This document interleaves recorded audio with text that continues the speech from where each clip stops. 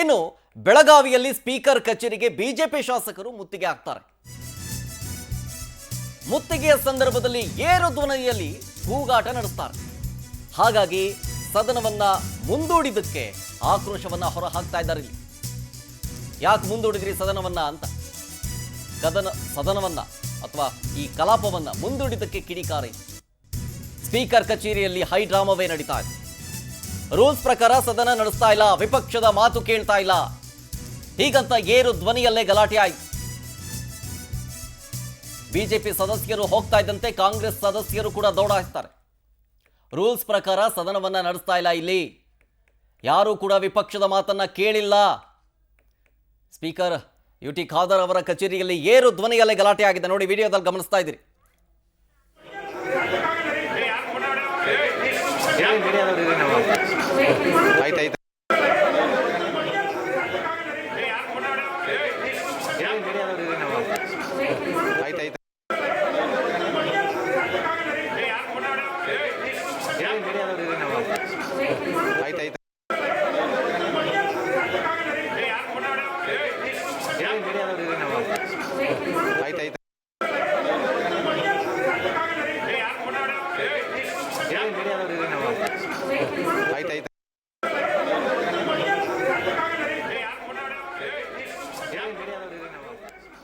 ಸದನದ ಒಳಗೆ ಏನಾಗಿದ್ದು ನೋಡಿ, ಮೊದಲನೆಗೆ ಗೃಹ ಸಚಿವರು ಮಾತನಾಡ್ತಾ ಇರ್ತಾರೆ. ಅವ್ರ ಹೇಳಿಕೆ ಆದಮೇಲೆ ಸಿ ಪಾಟೀಲ್ಗೆ ಅವಕಾಶ ಕೊಡಬೇಕಾಗಿತ್ತು, ಕೊಡಲಿಲ್ಲ ಅನ್ನೋದು ವಾದ. ಈ ಗೃಹ ಸಚಿವರ ಹೇಳಿಕೆ ಆದಮೇಲೆ ಕಂದಾಯ ಸಚಿವರು ಮಧ್ಯಪ್ರವೇಶವನ್ನ ಮಾಡ್ತಾರೆ. ಅದಾದ್ಮೇಲೆ ವಿಜಯಾನಂದ ಕಾಶಪ್ಪನವರಿಗೆ ಅವಕಾಶವನ್ನ ಕೊಡ್ತಾರೆ ಸ್ಪೀಕರ್. ಸಿ ಪಾಟೀಲ್ಗೆ ಕೊಡೋದಿಲ್ಲ. ಕಾಶಪ್ಪನವರ ಹೇಳಿಕೆಗೆ ಬಿಜೆಪಿ ಕೆರಳಿ ಕೆಂಡವಾಗ್ಬಿಡುತ್ತೆ. ಆ ಟೈಮ್ನಲ್ಲಿ RSS ಪ್ರೇರಿತ ಹೋರಾಟ, ಚಡ್ಡಿ ಹೀಗಂತೇಳಿ ಕಾಶಪ್ಪನವರ ಟೀಕಿಸ್ತಾರೆ. ಇದರಿಂದ ಬಿಜೆಪಿ ಸದಸ್ಯರು ಮತ್ತೆ ಜಾಸ್ತಿ ಆಕ್ರೋಶಗೊಂಡು ಧಿಕ್ಕಾರವನ್ನ ಕೂಗ್ತಾರೆ. ಈ ಟೈಮ್ನಲ್ಲಿ ಸದನದ ನಿಯಂತ್ರಣ ತಪ್ಪು ಹೋಗುತ್ತೆ.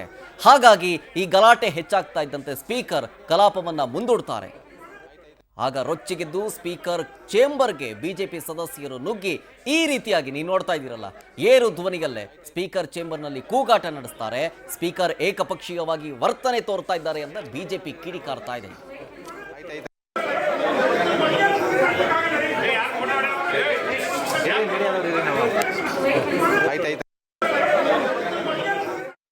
ನಮ್ಮ ಪ್ರತಿನಿಧಿ ಆನಂದ್ ಫೋನ್ ಸಂಪರ್ಕದಲ್ಲಿ ಜಾಯ್ನ್ ಆಗ್ತಿದ್ದಾರೆ. ಆನಂದ್, ಸ್ಪೀಕರ್ ಕಚೇರಿಯಲ್ಲಿ ಏನಾಯ್ತು ಆಕ್ಚುಲ್ ಆಗಿ? ಪ್ರಮುಖವಾಗಿ ಮೀಸಲಾತಿ ಕಿಚ್ಚು ತೀವ್ರವಾದಂತಹ ಸ್ವರೂಪವನ್ನ ಪಡೆದುಕೊಳ್ತಾ ಇದೆ. ಪಂಚಮಸಾಲಿ ಸಮುದಾಯಕ್ಕೆ 2A ಮೀಸಲಾತಿ ಕೊಡಬೇಕು ಅಂತ ಈಗಾಗಲೇ ಪಂಚಮಸಾಲಿ ಸಮುದಾಯದ ಶಾಸಕರು ಬಹಳಷ್ಟು ಒಂದು ಆಗ್ರಹವನ್ನ ಮಾಡ್ತಾ ಇರ್ತಕ್ಕಂಥದ್ದು. ಜೊತೆಗೆ ಮೊನ್ನೆ ಲಾಠಿ ಚಾರ್ಜ್ ಕೂಡ ನಡೀತು. ಹೋರಾಟಗಾರರನ್ನ ಹತ್ತಿಕ್ಕತಕ್ಕಂಥ ಒಂದು ಪ್ರಯತ್ನ ನಡೀತಾ ಇದೆ ಅಂತ ಆರೋಪವನ್ನು ಕೂಡ ಮಾಡಿದ್ರು.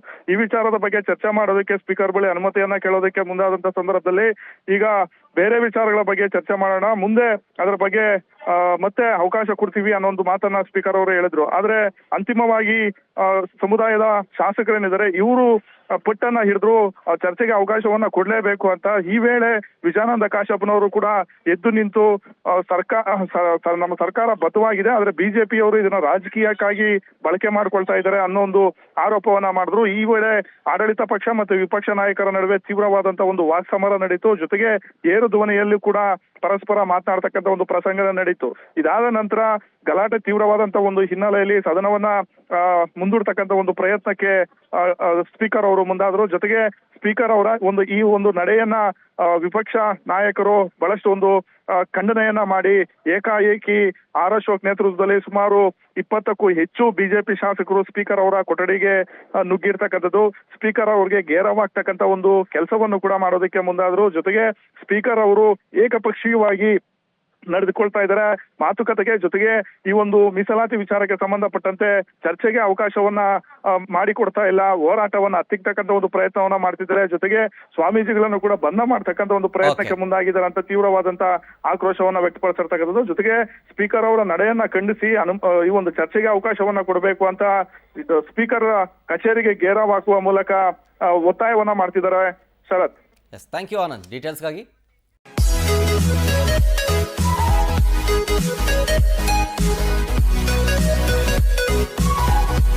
back.